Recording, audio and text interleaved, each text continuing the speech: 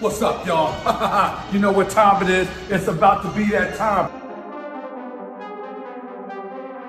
Savage. The final 3 Seraphim have been revealed. S-Flamingo, S-Croc, and whatever Moria is. S-Lizard, S-Gecko. Either way, it's going to be animal-based. Why? The Kintaro folklore. Kintaro was a boy that could talk to animals. Sentomaro is the literal avatar of this character, and he is the person that was in charge of the Seraphim, and they responded to his orders. Every Seraphim has an animal classification, which goes back to the origin of all of the warlords in the first place, that Oda designed them after animals. Think of each one of their names. There is a animal there, and Jinbei is a literal whale shark. But today's video is about what fruits do they have? We're going to go through a bunch of options. I'm going to dive into 5 in particular. There's going to be some honorable mentions. And I'm also specifically only talking about S-Croc, because S-Flamingo is going to have the Ito string fruit. I believe that that's what the scene where someone was coming to assassinate Doflamingo was all about. He was worried about that? No, they were just pulling his lineage factor, put it into the Seraphim.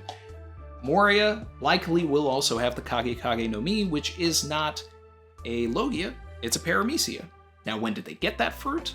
I don't know. It would be fun if he had a different fruit, and that's why during Marineford they wanted to get Moria. But the simple fact that a Seraphim of Moria exists implies that they did get his lineage factor at some point, just like they got Hancock's lineage factor. We don't know when that happened, but S-Snake has Hancock's fruit. So it almost seems like a layup that the Seraphim Moria would have the Kage no Mi, because that should be intertwined in Moria's DNA. But for argument's sake, if there was a scenario where this Seraphim doesn't have that fruit, I think a fun alternative would be Diamante's Ripple Hira no Mi, because then the Seraphim would still move around like a shadow. That's all I'm going to talk about Moria, because this video is about S-Croc. Vegapunk already said that he could not figure out how to replicate Logias, which means that there is no way that this Seraphim is going to have the Suna Sand fruit. So they're going to have a Paramecia. Why? Because all Seraphim have had the green blood in them, and they have all had replicated, cloned Paramecia-style fruits. And the pattern goes, if the counterpart has a fruit, like Boa and Kuma, then they have those fruits. But S-Hawk has Das Bones fruit, Mr. One's fruit from Baroque Works. He was imprisoned and impelled down 2 years ago. That's when they got the lineage factor, which does say that they were thinking about this as far back as 2 years ago. And in Whole Cake Island, we learned that it takes 5 years for a clone to fully mature, so perhaps the reason they all look like child versions of their counterparts is because they were pulled out of this process early. S-Shark has Senor Pink's fruit, which is a member of the Don Quixote family. It wasn't bad enough that Baroque Works members and the Don Quixote family members, all of their fruits have counterparts within each group. Now we've got to clone them all over again. But following that trend, if someone was imprisoned in Impel Down or had ties to Impel Down 2 years ago, all the way up until now, they are game. Now, I'm not just going to rattle off a bunch of fruits. We're going to talk about the narrative purpose here. We're going to tie it all together. The best one of all is the last one. So you're going to want to stay for that. In the meantime, like, comment, subscribe if you're feeling the vibe.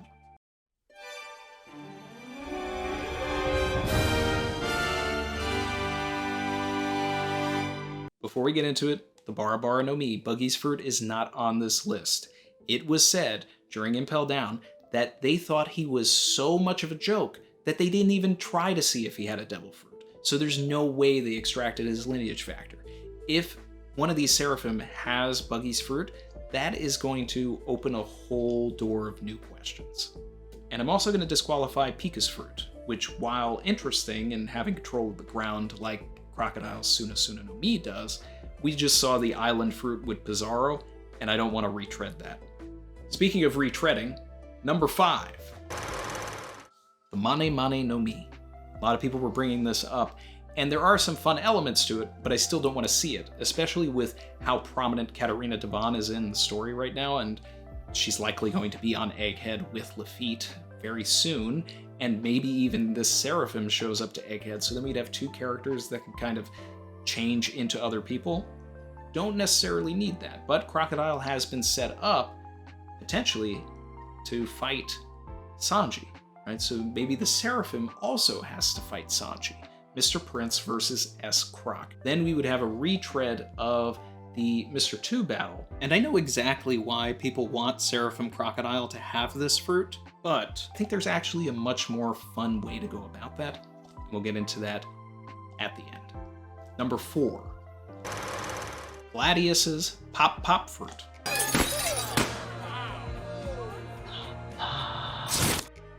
There has never been a character in the story that has utilized a bomb-style fruit effectively. Mr. 5 was essentially a joke, and Gladius got beaten by literally a joke character. Bartolomeo is, awesome, but hey, let's call it as it is, right? Now, interestingly enough, Robin was involved in that fight, and if the idea is to have Robin fight S-Croc, since Sanji would likely fight the real Crocodile at some point, then that would be a way for Robin to kind of get some sort of catharsis, and it would be an interesting fight, because how can a grappler fighter, someone who has to touch their opponent, beat an opponent that they physically can't touch because they would constantly just blow up whatever arms Robin would create? This would essentially force Robin to level up her fishman karate so that she would never have to actually touch the Seraphim in the first place. And it would be really fun if it was a tag team with Jinbei also. The Doru Doru no Mi, Mr. 3's fruit. They knew that Mr. 3 had a fruit, so it's likely that they could have extracted his lineage factor, especially if they got Mr. 1's. Now, Mr. 3's fruit is far more dangerous than anybody gives it credit. It can create knives, stabbing weapons, it can encase people, it can suffocate them. It was perfect for Mr. 3, who, when he was introduced, was very sadistic. There's also a nice visual parallel between Mr. 3's flame on his hair and the flame on the back of Lunarian's. Now, Mr. 3's flame would get stronger when he was using his power, but in Impel Down he also said that heat was kind of his weakness. Now, maybe Seraphim Crocodile could bypass that weakness completely because Lunarian DNA is resistant to fire. And there's an opportunity to have the wax be borderline explosive with the Lunarian DNA if it's not so much a candle wax and it's more of a paraffin, petroleum, coal-based wax, making the wax far more combustible. And there are certain types of paraffin wax and just other style of waxes that have a very sand base and texture to them, which could be a callback to the Sunasuna no Mi. And considering it seems likely that these particular Seraphim are on their way to Empty Bluffs to fight Crocodile, Mihawk, and Buggy, having Mr. 3 there to combat a version of his own fruit would be interesting as well. We were also never shown Crocodile's hook, and this is on purpose. We see that they have the scar, which is something that they got from Whitebeard, but maybe the wax is a way that we get a hook. And it was also stated that Mr. 3's wax was either as hard or harder than steel. That's a really interesting development there as well, if there's some sort of muscle memory where the Seraphim just can't help but create hooks. Number 2, the Doku Doku no Mi. Now we're breaking the trend here, but we're also staying in that Impel Down world. Magellan's Venom-venom poison fruit. Not a Logia, it was a Paramecia. Now this is interesting because of how poisonous Crocodile is, going as far to even have a poison-tipped hook. Well, let's give him poison powers to begin with. Let's make one of the most toxic characters in the series literally toxic. And also, in keeping with what I was talking about with Empty Bluffs, Mr. 3 was the counter to this fruit, surprisingly enough. So Mr. 3 could prove useful against a Seraphim Crocodile that had Magellan's fruit. Also, when we see Crocodile in the panel, they look sad. But is it maybe just they've got a little sore tummy because they've got diarrhea like Magellan did? Anyway, number 1. The most likely and potentially the best outcome. The Horo-Horo no Mi, the hormone-hormone fruit currently occupied by Ivankov. For years, since that scene between Ivankov and Crocodile, everybody has thought, was Crocodile born a woman? What is Crocodile's secret? Ivankov can change people into the opposite gender. Did Crocodile ask Ivankov at some point to switch genders? Oda purposefully showed Crocodile from behind at Roger's execution in Chapter 0. Oda knows that that's one of the most popular theories in the community. So far as to in the SBS, when he was drawing all of the warlords as children, he made Crocodile look as androgynous as possible, and still carries that characteristic here. To the point where some people in the 1086 stream were saying, hey, it's true, Crocodile was a woman. We don't know that. But also Crocodile was cloned while he was still a man, if that's even the case, so the clone should be male. But this is Oda's way to have his cake and eat it too, because the Crocodile Seraphim can be male, but then also continuously, at will, change into a female. And it would be one of the most meta jokes in the series, but there's also so much narrative relevance to it as well. If Crocodile is meant to be Sanji's opponent, and the S-Crocodile is also meant to be Sanji's opponent in another way, having S-Crocodile be the avatar of the person that Sanji may hate the most in the world, the person who gives him hell memories, the person who trained him during 3D2Y, Sanji would actually know the ins and outs of this fruit. And this is how, going back to the conversation that I was having earlier with the Mani Mani no Mi, this is how you do it properly. It's the same, but it's different. If the S-Croc just has the Mani Mani no Mi, it's the same. Here, not only can the Seraphim turn into a female, and Sanji wouldn't be able to fight, S-Croc could turn Sanji into a female, allowing them to fight. This better not awaken anything in me. And if Sanji is able to defeat S-Croc as a woman, it's very possible that we would need Ivankov to turn him back, and then there would be, jokes and gags and all of that. And even then, we could also get this punk hazard nature where S-Croc is going around gender swapping a lot of the crew. I could see Oda really having fun with that. Also, this could add a narrative relevance to the fan service scene with Law being gender swapped by Doc Q, and then willing himself back into a man. If Sanji is able to do that, and there was like, how did you do that? And he just says, I had to learn that 2 years ago.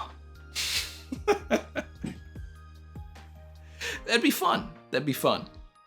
Now, on top of that, you have the steroid hormones, which could be utilized in positive or negative ways, either to hurt or help our people, depending on if we were to get an authority chip at some point. If we were to get the Seraphim on our side, the Seraphim in the Bible, they are angels. Some of them are fallen.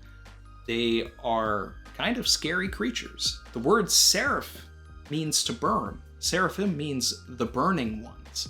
They're literally burning. And Ivankov is called a miracle worker, a miracle human, a person who performs miracles. An angel, a seraphim, seraphims are angels. An angel with the hormone fruit also performing miracles. The more you know. But those hormones can shave lifespan. Imu is someone that, according to the great One Piece theorist Ivankov, is hundreds of years old, right? What if those hormones could be the key to beating Imu in the first place? If S-Croc was able to pull a Judas and hit Imu with those hormones, could that be a way of reversing the age or the perennial youth operation in some way? But the biggest evidence of all is just the proximity to Ivankov in this chapter. Ivankov was so prominent, spouting those theories, basically carrying this chapter in the first place.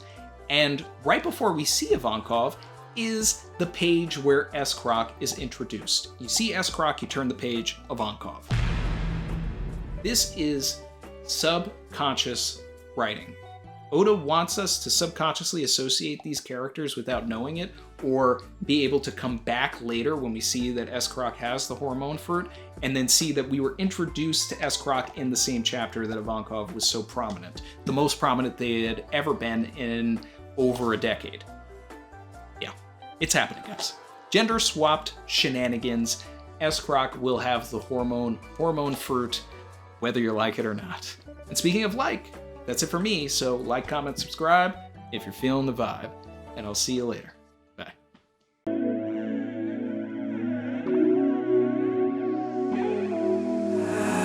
I've been swimming deep, deep. Savage.